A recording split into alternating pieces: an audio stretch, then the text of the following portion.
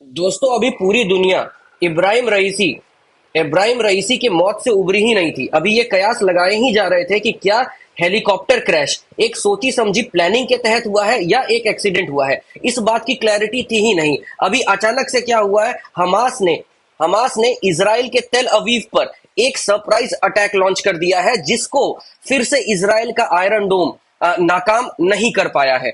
Actually क्या हुआ था, ऐसा कयास लगाया जा रहा था कि हो सकता है बैड वेदर टेरेन के कारण, हो सकता है वहां की विजिबिलिटी प्रॉपर नहीं होने के कारण वो एक एक्सीडेंट हो। पर ईरान के ऑफिशियल्स, खास करके आयतुल्ला अली खोमेनी, उनका ये मानना था कि ये साजिश ही है, एक एक्सीडेंट नहीं है। जब वो हमास के लीडर, जब वो हिजबुल्ला के लीडर और जब वो हाउती रेबेल्स के लीडर से मिल रहे थे, तब उन्होंने ये पब्लिकली कह दिया था कि हमारा एग्जिस्टेंस, हमारी इज्जत, इस्लाम की इज्जत एक्चुअली ये तभी तक सस्टेन कर पाएगी जब तक इजराइल का पूरा खात्मा ना हो जाए। तो बेसिकली इतना मतलब इतने कियोस के बाद भी ये लोग इजराइल का खात्मा चाहते थे। और इस स्टेटमेंट के कुछ दिन बाद क्या हुआ है, कुछ ही दिनों के बाद क्या हुआ है, हमास ने एक अटैक लॉन्च कर दिया।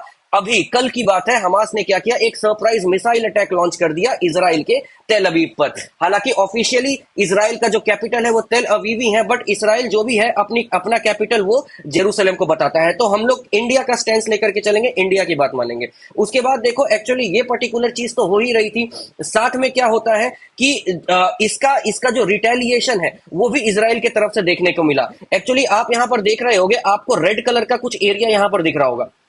ठीक है, ये जो रेड कलर का एरिया है ये इवैक्यूएशन जोन है। इवैक्यूएशन जोन बोलने का क्या मतलब है कि वॉर के टाइम पर, ठीक है, वॉर के टाइम पर यहां पर लोगों को इवैक्यूएट करके डाल दिया गया था। इवैक्यूएशन कहने का मतलब है कि यहां पर लोगों को सेफली रहने की बात कर दी गई थी। लेकिन जब राफा से, ठीक है, यहां पर मैप के यहां पर राफा से तेल अवीव पर अटैक हुआ, इसराइल पर अटैक हुआ, तो इसराइल ने रिटेलिएशन यहां पर चालू कर दिया है। हालांकि इस इसराइल के रिटेलिएशन का खंडन आईसीजे ने किया है, इंटरनेशनल कोर्ट ऑफ जस्टिस ने जरूर किया है, पर इसराइल इनकी बात नहीं मान रहा है।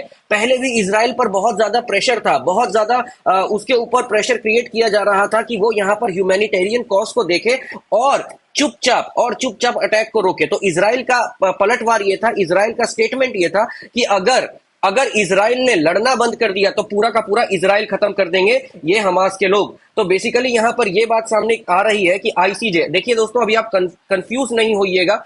आईसीजे जो है वो यूनाइटेड नेशन की एक बॉडी है, इंटरनेशनल कोर्ट ऑफ जस्टिस। इसमें क्या है, इसमें यूनाइटेड नेशन के जो मेंबर्स हैं वो इस पर्टिकुलर चीज को मानते हैं। एक और है आईसीसी, ठीक है, ये इंटरनेशनल कोर्ट है, क्रिमिनल कोर्ट है। ये इसको 125 की कंट्रीज जो है इसको मानती है। रोम स्टैट्यूट को जो मानते हैं, रोम स्टैट्यूट एक स्टैट्यूट है, इस पर अभी डिटेल में इसके लिए एक अलग से वीडियो बना देंगे। तो आईसीसी को वो मानते हैं जिन्होंने रोम स्टैट्यूट को मान रखा है। इसकी वैल्यू एक्चुअली आईसीजे से कम है। तो जब इसराइल आईसीजे की बात नहीं मान रहा है तो वो पूरी दुनिया में किसकी बात मानेगा। आईसीजे की बात मानना इसलिए भी जरूरी हो जाता है क्योंकि जो यूनाइटेड नेशन की आर्मी है, ठीक है, उसको ये कमांड कर सकती है।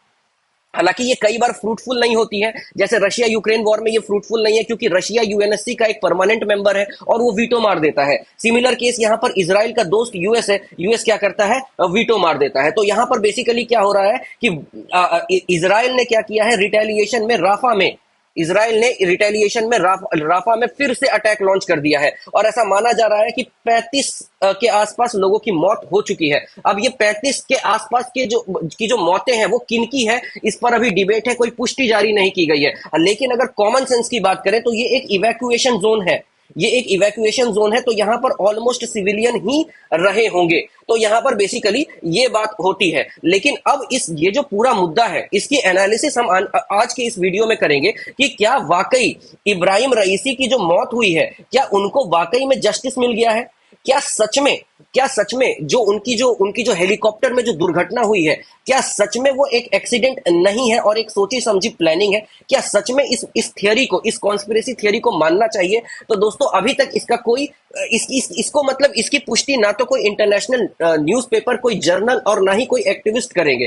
तो इसमें क्या होता है, कुछ फैक्ट्स मैं आपके सामने रखने जा रहा हूं। उस फैक्ट्स के आधार पर हम लोग ट्राई करेंगे to analyse whether the death of that particular president of Iran वो जो है वो क्या है, वो एक्चुअली एक्सीडेंट है या फिर वो सोची समझी साजिश है। तो दोस्तों जिस हेलीकॉप्टर में वो बैठे हुए थे वो बेल हेलीकॉप्टर है, ठीक है, वो बेल कंपनी का हेलीकॉप्टर है। और ये जो कंपनी है ये अमेरिकन कंपनी है, ठीक है, ये अमेरिकन कंपनी है, बेल हेलीकॉप्टर की कंपनी है। ये कंपनी इतनी बड़ी है कि इस कंपनी के जो हेलीकॉप्टर्स जो बन रहे थे वो कहां कहां एक्सपोर्ट हो रहे थे, वो इंडिया के पास एक्सपोर्ट हो रहे थे, वो पाकिस्तान के पास एक्सपोर्ट हो रहे थे, वो ईरान में भी एक्सपोर्ट हो रहे थे, ठीक है ना, ये ताइवान में भी एक्सपोर्ट हो रहे थे। तो अब एक बात बताओ, एक देश की कंपनी, ठीक है, एक अमेरिकन देश की कंपनी, इसको इतने बड़े बड़े जगहों के कॉन्ट्रैक्ट कैसे मिल रहे थे? तो यहां पर यह पता चलता है कि बेल हेलीकॉप्टर, ठीक है ना, ये जो बेल हेलीकॉप्टर है यहां पर क्या था एक्चुअली, बेसिकली अगर देखा जाए तो यहां पर सीआईए जो सेंट्रल इन्वेस्टिगेशन एजेंसी है,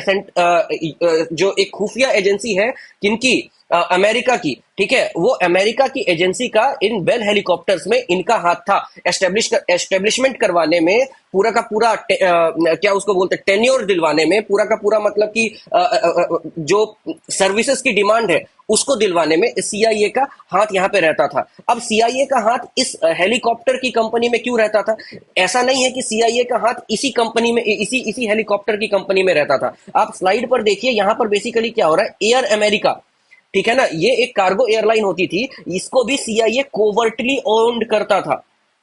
यहां पर आपको कोवर्टली ओन्ड यहां पर वर्ड मिलेगा। उसी तरीके से यहां पर कई सारे अफ्रीका के कई सारे प्राइवेट एयरलाइंस को क्या करता था, यूएस की जो सीआईए है वो क्या करती थी, वो उसको ओन करती थी। ओन करने का कारण क्या था, इसको यूज करना होता था कोल्ड वॉर के टाइम पे।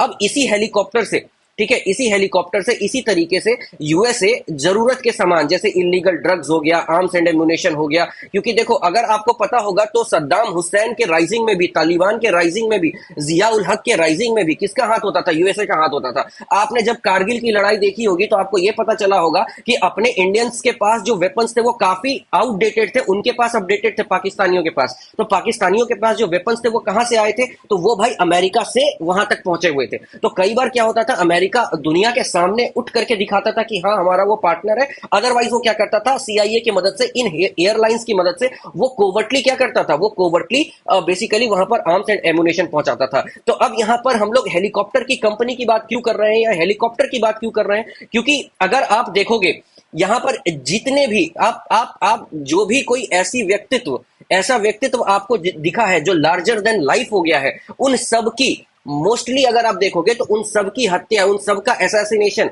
या उन सब की मौत एक हेलीकॉप्टर क्रैश से हुई है। सबसे पहले बात करते हैं बाबा होमो जहांगीर बाबा जी की, ठीक है, ये क्या थे, इनकी भी जो मौत हुई थी, ऐसा कहा जाता है कि सीआईए ने इनके प्लेन को ही क्रैश करवा दिया था। तो ये भी एक पर्सनैलिटी ऐसी थी जो कि इंडिया को न्यूक्लियर, जो इंडिया की जो एटॉमिक जो शक्ति है उसमें इंडिया को काफी ज्यादा ये ऊपर पहुंचाने की बात ये करते थे। तो ऐसा कुछ डिस्प्यूट होने के कारण इनके प्लेन को भी क्रैश करवा दिया गया। तो ये तो खैर ठीक है, एक सिविल अथॉरिटी है। अपने जनरल विपिन रावत की हम बात करते हैं, ठीक है ना। अब ये एक यहां पर आप देख रहे हो स्क्रीन में, ये जनरल अपने विपिन रावत है, और दूसरा ये ताइवान के जनरल शिनमिंग है, ठीक है। जनरल विपिन रावत की अगर हम बात करें सबसे पहले, तो आप जनरल विपिन रावत का क्या हुआ था कि हेलीकॉप्टर क्रैश हुआ था। आपको क्या लगता है, एक जनरल को एक पायलट उड़ा करके लेकर के जा रहा है, क्या वो पायलट के पास इंडियन, खास करके इंडियन एयरफोर्स का, इंडियन मिलिट्री पूरी दुनिया में जानी जाती है, तो क्या इंडियन मिलिट्री का वो इंसान एकदम, क्या आप उसको क्या बोलते हो, नूब होगा क्या हेलीकॉप्टर चलाने में?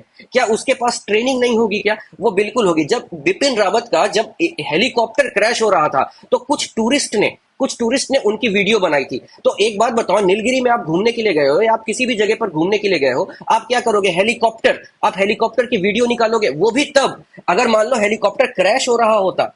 अगर हेलीकॉप्टर क्रैश हो रहा होता तो समझ में आता, चलो ठीक है, हेलीकॉप्टर क्रैश हो रहा है तो हम वीडियो निकाल लेते हैं। ये 19 सेकंड की वीडियो वहां पर आपको यूट्यूब में आज भी मिलेगी, ठीक है। वहां पर क्या होता है, स्टार्टिंग के 5 सेकंड 6 सेकंड हेलीकॉप्टर बहुत नॉर्मली आ रहा था, ठीक है, हेलीकॉप्टर बहुत नॉर्मली आ रहा था, एकदम जैसे नॉर्मल हेलीकॉप्टर आ रहा है, 5 सेकंड में 6 सेकंड में आप देखो वैसे। उसके बाद वो क्रैश हो गया।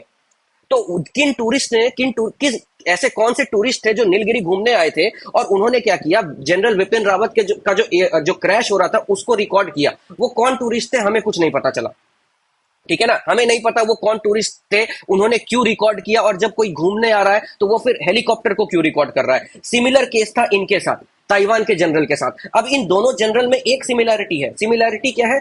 अगर आप डिटेल में थोड़ा सा पढ़ोगे तो आपको यह पता चलेगा सॉरी, तो आपको यह पता चलेगा कि ये दोनों जनरल आर्मी को रिस्ट्रक्चर कर रहे थे।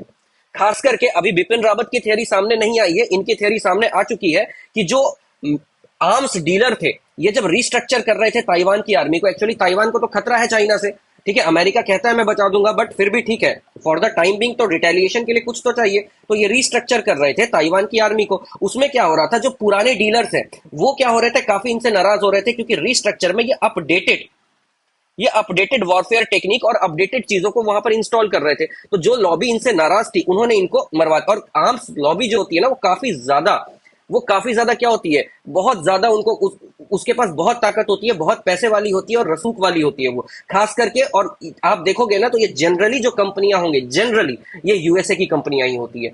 तो यहाँ पर और सिमिलर केस हुआ था जिया उल हक के साथ। जिया उल हक को बनाने वाला कौन था? अमेरिका था। पैसा डाइवर्ट हुआ, पैसा यहां पर आने लगा, किसके? सऊदी भी पैसा देने लगा, अमेरिका भी पैसा देने लगा, ठीक है। इस पर्टिकुलर टाइम पर क्या हुआ, जब इनको पैसा मिलने लगा तो इनके दिमाग में एक चीज ये आई कि भाई अब हम क्या करते हैं, अब हम पैसे को थोड़ा डाइवर्ट करके न्यूक्लियर बॉम्ब बना लेते हैं। तो उस न्यूक्लियर बॉम्ब जब ये बना रहे थे ना, अमेरिका को ये चीज पसंद नहीं आई, फिर से इनको प्लेन क्रैश में मार दिया गया।